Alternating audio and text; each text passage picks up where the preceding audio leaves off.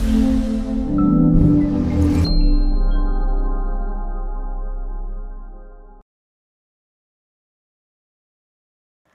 everyone, I welcome you all to the Indian Council of Medical Research Online Prescribing Skill Course 2020 for the Indian Medical Graduate.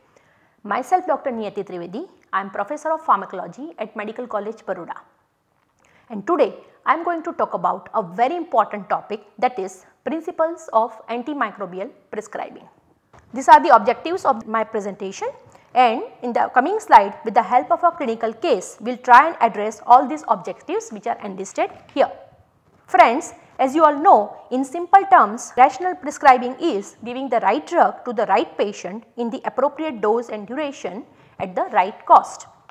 And when we are talking about rational antimicrobial prescribing, we need to consider two more points, that is, the treatment should be directed against the right pathogen and for the right site of infection. However, inappropriate antimicrobial prescribing is a major problem worldwide. Approximately 30 to 50% of the antimicrobials prescribed globally are inappropriate. The major domains of such inappropriate prescribing includes overuse of antimicrobials, that is, prescribing an antibiotic when it is not indicated, or prescribing more than what is needed. For example, prescribing an antimicrobial for a self-limiting viral upper respiratory tract infection, or unnecessarily providing double gram-negative cover. Another important domain is inappropriate selection of the drug, that is, selection is not as per microbiological data, or unnecessarily using a broad spectrum antimicrobial when a narrow spectrum can do. Another important domain of inappropriate prescribing is prescribing for inappropriate duration, that is, either not finishing the full course of treatment or unnecessarily prolonged use of antimicrobial. For example, giving 7 days of antibiotic prophylaxis for a otherwise clean surgery, or continuing intravenous antibiotic therapy in a patient who is otherwise taking his meal orally. Such kind of inappropriate prescribing results not only into increase in the cost of treatment, increasing chances of adverse drug reactions and chances of drug-drug interactions, and most importantly, it results into risk of development of resistance to the particular agent by selective pressure. So, with the help of a clinical case, we will discuss how to choose an appropriate AMA for a given clinical condition. This is a 28-year-old lady who has presented with symptoms of fever, dysuria, frequency and urgency of urine. On examination, she was found to have suprapubic tenderness. Upon eliciting further history, you came to know that patient had first such episode, she is not pregnant and she is otherwise healthy with no comorbid conditions. Her lab test shows significant pyuria. So, based on your clinical judgment, you know that this condition is because of some treatable infection and it is not likely to resolve by itself, and you need to give an appropriate antimicrobial to prevent further complication. So, our next task is to choose an appropriate antimicrobial out of the wide range of drugs which are available to us. Ideally speaking, antimicrobial should be started after definite microbiological diagnosis is made and sensitivity report is available. However, culture report usually takes 24 to 72 hours to arrive, so it is time consuming, costly also, and it may not be always available at all setup. So, the point that goes in favor of starting early empirical therapy is usually community acquired infection in an otherwise immunocompetent patients are caused worldwide by a few set of microorganisms. Each anatomical site of infection has its typical list of microorganisms causing it. For example, respiratory tract infection, empirical antimicrobial treatment should cover for Streptococcus pneumoniae. In skin and soft tissue infection, the empirical treatment should cover Staphylococcus aureus and Streptococcus pyogenes. Similarly, for urinary tract infection, the therapy should be effective against Escherichia coli. So, anatomical diagnosis is therefore crucial for choice of empirical antibiotic therapy. And studies also show that early starting AMA has major positive impact on overall outcome of treatment and total duration of antimicrobial therapy. Therefore, a common approach is to start with empirical therapy with an intent to cover multiple possible pathogens commonly associated with specific clinical condition and taking sample for microbiological testing before or along with starting AMA. for majority of the infections, and once the result of the sensitivity arrives, AMA may be changed if needed. So now as we have decided to go for early empirical therapy, in this case there are 3 vital steps of empirical prescribing. First is identify the clinical entity. Here it looks like uncomplicated lower urinary tract infection. Second step is identify the possible microbiological diagnosis. The most common organism responsible for urinary tract infection is Enterobacteriaceae. Out of them, the commonest is E. coli. So, our most likely microbiological diagnosis is E. coli.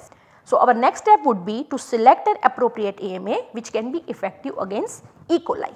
So, these are the list of the drugs or group of drugs which can be effective against E. coli. So, our next task should be how to choose an appropriate AMA out of this whole list. For that, first we need to look at the sensitivity pattern of the organism in our area. For that, we can take help of hospital antibiogram. Antibiogram is the summary of the sensitivity report of an organism, and it is prepared based on the culture sensitivity report. If it is not available, then local standard treatment guideline can be of help, as it is usually prepared as per the local sensitivity pattern of the microorganism. Suppose local antibiogram of your area shows that uropathogenic E. coli isolated in the area is highly resistant to ampicillin, cephalexin, sulfonamide and nitrofurantoin. So now we need to exclude these agents out of our list of choice of empirical prescribing. So now you are left with the remaining choice. Now how to go about it and select an appropriate agent from this remaining list. Here there are several drugs and host related factors that can influence the further choice of antimicrobial agent. So let us go through them one by one. First, coming to the drug related factors. The most important factor to consider is spectrum of activity. When definite microbiological diagnosis is available, select an appropriate AMA with narrow spectrum. However, when prescribing empirical therapy, broad spectrum AMA that covers all likely pathogen is to be given. However, high-end antimicrobials like 4th generation cephalosporins or polymyxin, tigecycline, they are to be kept reserved for difficult to treat resistant serious bacterial infection. Second important factor worth discussion here is availability at the site of action. Many organisms may be sensitive to the AMA by in vitro technique, but AMA may not be effective clinically. One of the possible reason may be the drug may not reach at the site of action in the desired concentration, that is more than equal to minimum inhibitory concentration. For example, nitrofurantoin may be sensitive in vitro against E. coli and it achieves high urinary concentration too. However, it cannot be used for upper urinary tract infection as it cannot penetrate renal parenchyma significantly. One should be very careful in selecting appropriate AMA when dealing with infection at certain sites, as antimicrobial concentration attained at some site like CSF, prostate, ocular fluid and bone, they are much lower than the serum level. And so we need to be careful while choosing antimicrobial while dealing with infection at these sites. Another important factor worth consideration here is presence of abscess, foreign body or hematoma. Certain antimicrobials like aminoglycosides, they are less effective in low oxygen, low pH environment of the abscess. So here drainage of the abscess will help by increasing the oxygen perfusion to the area and increase availability of the antimicrobial at the site, which overall increases the efficacy of the drug. So now after considering the drug related factors, we need to exclude certain high-end antimicrobials from the initial list of the empirical prescribing. So we are left with the remaining choice. Now let us see how host related factors can further influence the choice of antimicrobial. So these are the list of host related factors to be considered. First, coming to allergy, history of antimicrobial allergy should always be obtained before prescribing an antimicrobial. And if it is there, then avoid that AMA as well as all other agents that have potential chances of cross hypersensitivity reactions, especially in case of immediate type of hypersensitivity reaction. For example, if a patient has history of severe immediate hypersensitivity reaction to 1-beta-lactam, should not be prescribed other similar agents. Second factor is history of exposure to antimicrobial agent in recent past, usually within 3 months. The causative organism for the current episode of infection might have emerged under the selective pressure of a recently used antimicrobial agent, and so it is likely to be resistant to that drug or the whole drug class. and an alternative agent should be used. Certain genetic factors can also influence the choice of prescribing. For example, drugs like primaquine, nitrofurantoin, sulfonamide, they carry risk of producing hemolysis, especially on prolonged exposure in patients with G6PD deficiency. So, in these cases they should be used very cautiously. One has to be careful while prescribing patients of extreme age group, as all of you know that physiological changes associated with aging, altered pharmacokinetics, deteriorating renal function and polypharmacy. Together, all these factors make antimicrobial dosing very difficult in the elderly population. It increases risk of adverse event and significant drug-drug interactions. For example, aminoglycoside induced nephro and ototoxicity is higher in the elderly population, and one should be careful while prescribing in the children or infant age group also, as we all very well know that tetracycline should not be prescribed in children less than 8 years with the risk of causing bone and teeth deformity. Similarly, sulfonamides and ceftriaxone in premature infant can cause kernicterus, or chloramphenicol can cause grey baby syndrome, especially in the premature infants. Coming to prescribing in pregnancy. While prescribing in pregnant female, we need to consider 2 points. First is pregnancy leads to alteration in the pharmacokinetics, and that results into reduction in the plasma concentration of the most of the drugs, making them high risk of subtherapeutic concentration and increases the risk of treatment failure. Secondly, most of the drugs can cross placental barrier by simple diffusion, exposing fetus to the risk of teratogenicity. So, no antimicrobial can be considered absolutely safe in pregnancy. Here are the few examples of AMS that should be avoided in pregnant female, that includes firstly tetracycline. It has a risk of fetal hepatotoxicity in mother and bone and teeth deformity in the developing baby. Similarly, cotrimoxazole has a risk of teratogenicity in first trimester and kernicterus in third trimester. Coming to renal diseases, when renal functions are impaired, drug which is normally excreted by kidney will be retained in the body. Continuous administration of such drug will result into toxicity. Like for example, nitrofurantoin is not recommended in patient even with mild renal impairment, as it will not reliably reach useful concentration in urine and will also have chance of increased toxicity. For drugs like aminoglycoside and cephalosporins, reduction in the dosage is recommended. However, reduction in the dose to reduce the side effect, but to continue with the efficacy is a task. Moreover, degree of impairment and ADR profile of the drug will also decide the percentage of reduction in the dosage.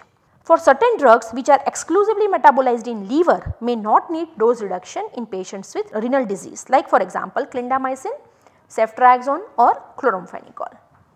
Coming to liver disease.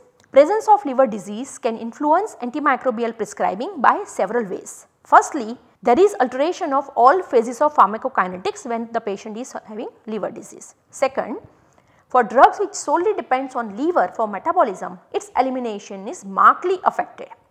Like for example, erythromycin, chloramphenicol, clindamycin. We need to be very cautious with their doses in this case. Some antimicrobials are themselves hepatotoxic, for example pyrazinamide, INH, tetracycline, erythromycin acetylate, and presence of liver disease results into alteration of ADR profile of many drugs, like for example chloramphenicol has higher risk of bone marrow suppression in presence of liver disease. These are the various factors that we need to consider while prescribing an antimicrobial therapy. Now let us see how to take these factors into consideration for prescribing an appropriate agent with the help of this clinical case. This is a 54-year-old woman who is well controlled on type 2 diabetes, presents with burning micturition, flank pain, fever with chills and nausea and vomiting. Her urine analysis shows high pyuria with large leukocyte esterase, dipstick nitrite positive and serum creatinine 1.1 mg per dl. She has not had UTI for past few years.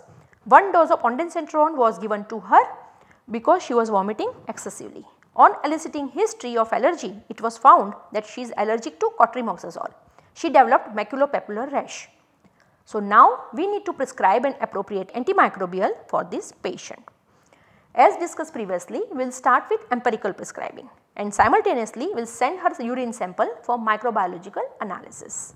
Coming back to the 3 steps of antimicrobial prescribing, the first step is to identify clinical entity. Based on her presentation, this looks like a case of upper urinary tract infection, that is pyelonephritis, and the most likely microbiological diagnosis is E. coli. So, for selecting empirical antimicrobial agent for her, first we need to look for the hospital antibiogram. Suppose the hospital antibiogram shows that uropathogenic E. coli has high resistance to ampicillin, Ampicillobactam, first generation cephalosporins and cotrimoxazole. So, we will exclude them from the choice of the empirical antimicrobial drugs.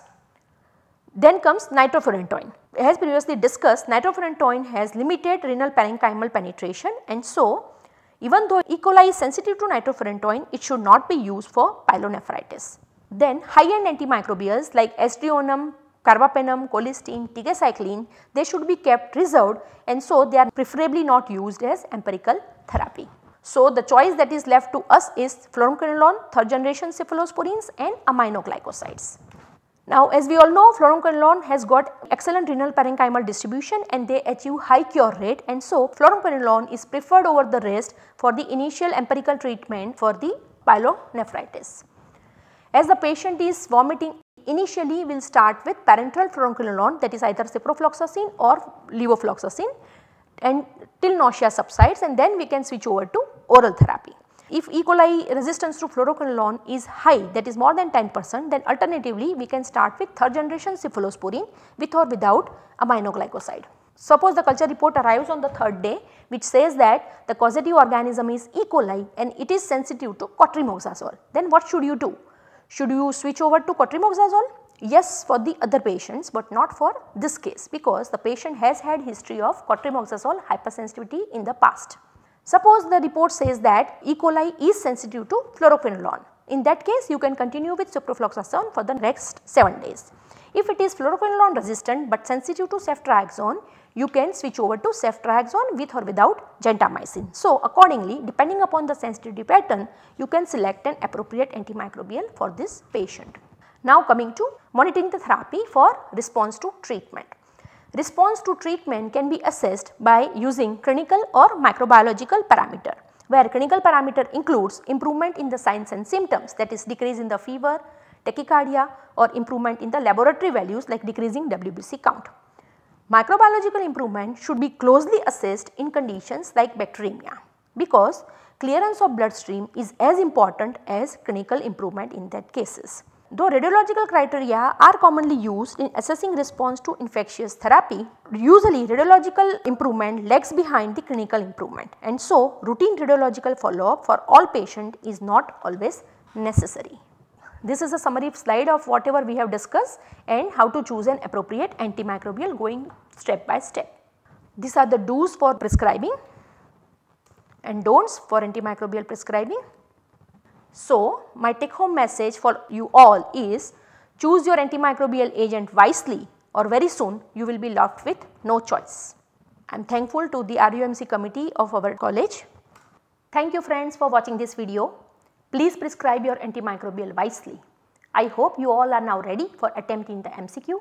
Thank you and happy learning.